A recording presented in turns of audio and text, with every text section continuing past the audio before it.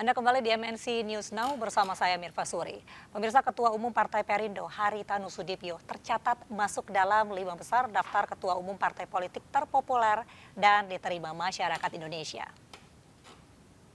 Mengacu pada tren elektoral partai politik yang ikut pada pemilu 2024, Partai Perindo memiliki tingkat pengenalan 69,5% dengan akseptabilitas berada pada angka 45,7%. Perolehan dari hasil survei Litbang Kompas itu menunjukkan Partai Perindo memiliki modal sosial yang kuat. Kekuatan sosok tokoh partai terutama sang ketua umum disebut mampu memberikan efek elektoral selain potensi pemilih tetap yang loyal.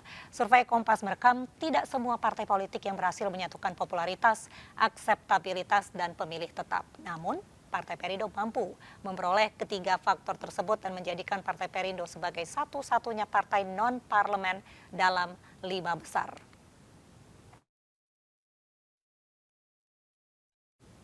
Ya, pemirsa, partai politik yang memiliki basis sosial yang mengakar di masyarakat dinilai mampu mengerek elektoral. Apalagi ditopang oleh kekuatan sosok tokoh utama yang menjadi modal sosial. Nah, di sini tergambar dengan jelas parpol dan modal sosial saling berkesinambungan. Nah, pertanyaannya bagaimana pengaruh tokoh utama menjadi efek ekor jas bagi parpol yang diusungnya? Apakah kotel efek ini bisa menjadikan tokoh utama tersebut menjadi calon alternatif kepemimpinan bangsa?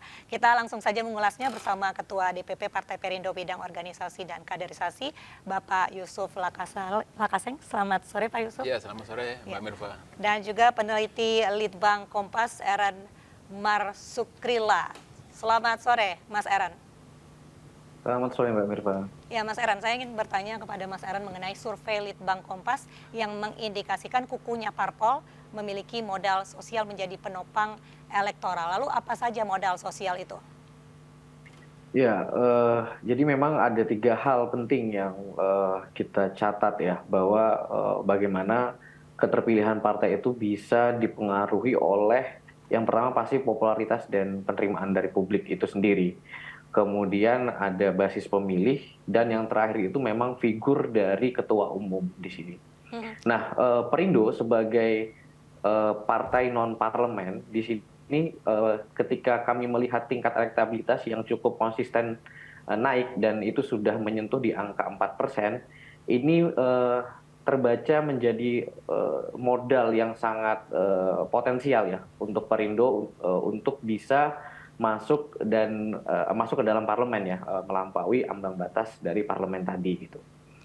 Nah, jadi dari 3 hal itu memang yang kami catat cukup berpengaruh terhadap keterpilihan partai politik saat ini gitu. Baik, lalu kalau dari Bapak Yusuf Lakaseng sendiri, bagaimana Anda melihat hasil survei Litbang Kompas yang menjadikan Partai Perindo sebagai satu-satunya parpol non-parlemen yang diterima masyarakat? Ya, ini semacam apresiasi ya dari publik atas kerja Partai Perindo yang konkret ya. Dan seperti yang ditahu oleh kita semua, Partai Perindo menurut saya adalah partai yang satu-satunya punya diferensiasi dengan tagline politik kesejahteraan. Dan itu konsisten dikerjakan. Jadi kita misalnya memberikan bantuan gerobak dan modal. Itu kan adalah satu pesan mau kita sampaikan bahwa kita keberpihakan kita adalah pada masyarakat ekonomi kelas bawah untuk diangkat. Karena sesungguhnya saat ini kan UMKM itu adalah menjadi sokok guru perekonomian kita. 99% serapan tenaga kerja di UMKM. Ya. PDB kita disumbang oleh UMKM 67%. Jadi UMKM adalah sokok guru ekonomi dan pencipta lapangan pekerjaan. Baik. Kita mau memberi pesan bahwa kalau Indonesia maju, ya harus berpihak pada ekonomi masyarakat kecil yang harus ditingkatkan. Pak Yusuf, terkait dengan agenda turun ke bawah yang tadi Bapak sampaikan ini, menurut Pak Yusuf sendiri sudah cukup atau ada strategi-strategi lain? Ya, tentunya akan lebih masif lagi ya, karena kita merasa bahwa dengan survei ini kita berada di rel yang benar ya, on the track gitu. Jadi berarti harus lebih masif lagi ya, agar kemudian lebih banyak orang merasakan sehingga kehadiran partai ini asas manfaatnya tinggi gitu. dengan demikian kita berharap pada survei selanjutnya mungkin kita akan ada di 6% atau 7% bahkan lebih. Dan itulah harapan kita ke depan ya. Baik, kalau dari Mas Eren sendiri, apa yang menyebabkan tidak sebuah partai parlemen ternyata berhasil mendapatkan basis sosial dan dukungan masyarakat? Ya, pada dasarnya kan kalau untuk partai-partai non parlemen itu tantangannya akan jauh lebih berat ya, karena di sini basis pemilih itu belum terbangun sedemikian sedemikian lama gitu ya, di akar rumput belum begitu kuat gitu. Tapi bukan berarti itu tidak bisa dioptimalkan gitu.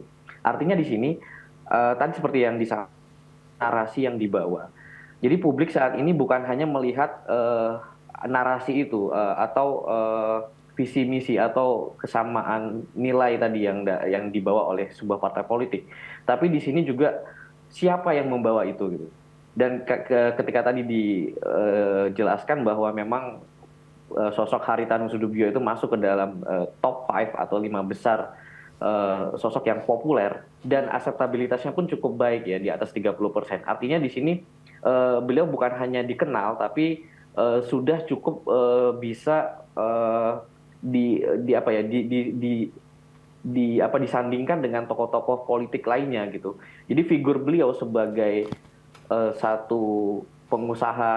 seorang pengusaha besar di Indonesia itu sekarang pun sudah bisa disebut sebagai seorang politisi gitu, yang membawa narasi-narasi yang oleh Parindo tadi gitu, narasi kesejahteraan, kemudian ekonomi kerakyatan tadi segala macam, itu berarti cukup bisa langsung dirasakan oleh masyarakat, masuk gitu ke masyarakat gitu.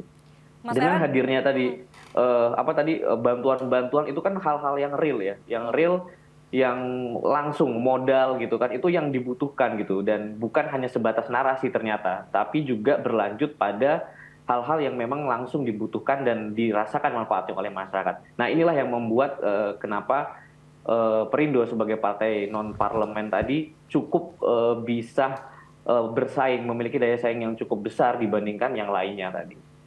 Nah, dengan Ketua Umum Partai Perindo Bapak Haritanu Sudibyo yang disebut memiliki popularitas dan juga akseptabilitas yang tinggi, menurut Mas Eren sendiri apakah ini bisa jadi efek ekor jas bagi Partai Perindo? Tentu, tadi yang seperti saya bilang, saat ini publik sangat melihat apa yang dibawa oleh partai, apalagi dengan banyaknya bermunculan partai-partai baru juga gitu ya, sehingga kan persaingan akan semakin ketat gitu. Nah, pilihan publik pun akan semakin banyak di sini. Sehingga bagi peserta pemilu nanti juga bisa harus memenangkan pilihan, akan berebut di sini gitu. Nah, apa yang dibawa ini pun juga harus tersampaikan dengan baik kepada masyarakat. Nah, disinilah peran figur tadi.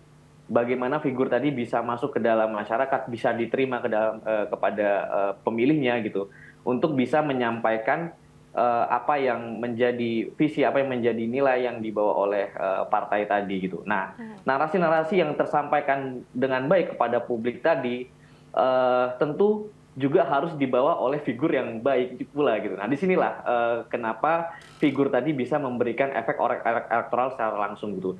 Jadi bukan hanya popularitas, tapi bagaimana penerimaan dan kemampuan dari seorang figur ketua umum di sini pada utamanya gitu ya, bisa memiliki kapasitas untuk hal tersebut, menyampaikan itu kepada publik gitu. Ya, berarti ada yang lain dari hanya sekedar menjadi populer begitu ya. Lalu dari Pak Yusuf sendiri, bagaimana Anda melihat peluang Partai Perindo masuk parlemen dengan popularitas dan akseptabilitas ketua umum masuk 5 besar itu tadi? Kita sangat optimis ya, 2024 insya Allah nggak mendahului takdir sih, kita akan ada di Senayan. Tapi yang penting sebenarnya poin yang saya catat dari popularitas Pak Haritanu dan akseptabilitasnya yang cukup tinggi. Saya kira Pak Haritanu mampu dilihat oleh publik ada menyatunya kristalisasi kerja keras dan kerja cerdas dalam diri beliau. Kita tahu kan Pak Hatta bukan pengusaha yang ujuk-ujuk kaya karena warisan ya, tapi hasil kerja keras dari bawah gitu, dari satu proses perjuangan. Dan itu dilihat oleh publik ada dalam sosok Pak Haritanu. Jadi kira-kira kalau dipersepsikan dalam politik, publik bisa membacanya bahwa kalau Pak Haritanu sebagai pemimpin politik pasti punya leadership yang kuat. Pasti akan bisa membawa kesuksesan memimpin satu pemerintahan. Sehingga di situ kemudian mendapat apresiasi dengan popularitas dan akseptabilitas yang cukup tinggi. Baik, kalau dari Mas Aaron sendiri, keuntungan apa yang sekiranya bisa diperoleh partai non-parlemen sehingga memiliki basis sosial yang tinggi? Ya, seperti yang sudah saya jelaskan juga di awal tadi, bahwa memang bagi partai-partai non-parlemen, tantangannya akan jauh lebih berat gitu. Karena memang membangun popularitas, kemudian basis pemilih yang kuat di akar rumput itu tidak bisa terjadi hanya dalam tempo yang singkat gitu. Nah, inilah yang menjadi tantangan nanti bagi partai-partai non-parlemen yang notabene memang mereka baru memperluas popularitas, memperluas dukungan tadi gitu. Dengan modal basis yang tidak sebesar dimiliki oleh partai-partai yang sudah berada di parlemen saat ini gitu loh. Jadi bagaimana suara-suara publik tadi bisa diambil atau beralih kepada partai-partai non-parlemen ini, pastinya dengan satu hal baru ya, satu hal yang baru yang dibawa gitu. Terutama yang menjadi menjawab keperluan atau menjawab persoalan dari masyarakat saat ini gitu loh. Itulah yang tentunya bisa menanamkan atau memupuk modal sosial tadi untuk tumbuh subur, sehingga partai-partai non-parlemen termasuk Perindo di dalamnya itu bisa dilirik oleh konstituen dan memperluas basis pemilihnya gitu. Lalu di mata Mas Aaron sendiri selaku peneliti Litbang, bagaimana dinamika antar parpol menurut hasil survei Litbang Kompas? Sebetulnya memang dari catatan kami tidak ada yang jauh berubah dari survei kami di periode sebelumnya gitu ya. Partai-partai yang memang dia sudah masuk di 3 besar teratas itu masih berada di posisi itu gitu saat ini. Meskipun ada dinamika yang sedikit perubahan, misalnya kembali masuknya Golkar ke 3 besar setelah Demokrat turun kembali menjadi di bawah 9% setelah sebelumnya pernah naik melampaui 13% bahkan gitu kan. Tapi yang cukup menarik di sini memang dinamika yang terjadi di partai-partai papan tengah gitu, di mana di situ terjadi satu aliran peralihan dukungan yang cukup kentara gitu saat kita melihat Demokrat turun, kemudian ada yang PKS turun, sebagian dari PAN juga pemilihnya itu beralih kepada Nasdem justru di sini. Nah, hal-hal yang seperti ini yang menjadi lanskap politik saat ini tentunya dipengaruhi oleh berbagai manuver di sini, itu akan membuat kondisi akan semakin dinamis, termasuk pula nanti ketika kita berbicara soal poros pencalonan presiden gitu yang akan mendeklarasikan pasangan calon presiden di sini, itu akan membuat peta persaingan itu akan semakin mengerucut nanti. Nah, posisi partai-partai non-parlemen di sini yang sudah menjadi peserta pemilu gitu, yang sudah ditetapkan sebagai peserta pemilu pun akan juga memiliki potensi gitu untuk bisa mendapatkan efek elektoral dari skenario politik yang dimainkan nanti gitu. Baik, lalu dari Pak Yusuf sendiri, apakah masih ada PR bagi Partai Perindo untuk mempertahankan elektabilitasnya? Ya, saya kira kami bukan hanya mempertahankan ya, tapi harus meningkatkan. Survei ini sudah mengkonfirmasi bahwa apa yang kami kerjakan selama ini di mata publik konkret, bermanfaat, dan harus diteruskan lebih massal lagi ya, lebih signifikan lagi, lebih banyak lagi orang yang menerima. Yang berikutnya adalah gagasan politik kesejahteraan ini memang harus disebarluaskan ya, karena kita tahu bahwa demokrasi pemilu tidak boleh hanya menghadirkan kebisingan dan pertengkaran, tapi harus mengkonsolidasikan kesejahteraan bagi publik. Kalau itu yang terjadi, maka pemilu ini ada manfaatnya. Kalau tidak, nanti anggaran begitu besar sia-sia gitu loh. Nah, kita mau bahwa Perindo menjadi satu kekuatan politik yang produktif untuk perkembangan demokrasi dan kemajuan bangsa dan negara kita. Baik, terima kasih Bapak Yusuf Lakaseng selaku Ya, Ketua terima DPP kasih, Partai Perindo bidang organisasi dan kaderisasi atas waktunya, dan juga terima kasih kepada Mas Aaron Marsyukrila, Terima kasih peneliti banyak, Litbang Mbak Nisa dan Kompas. Salam Pak Yusuf. sehat.